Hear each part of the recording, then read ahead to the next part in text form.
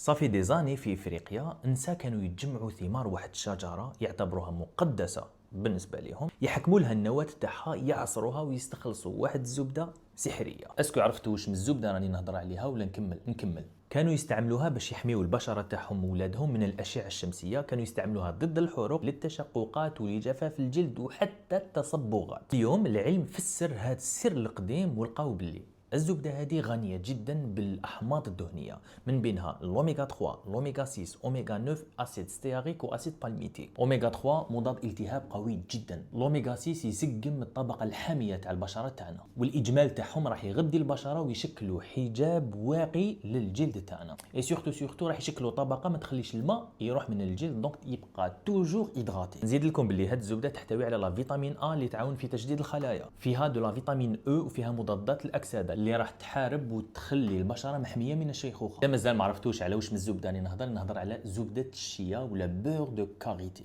هو صح لو كان نحطوا زبده الشيا مباشره على الجلد راح تكون ثقيله، خاصه البشره الدهنيه، بصح لما تروحوا تحوسوا على منتج يكون مرطب لازم يكون فيه بور دو كاريتي. اللي كان في وصفات الجدات في افريقيا اليوم راهو حقيقه علميه، وانا جو فاليد.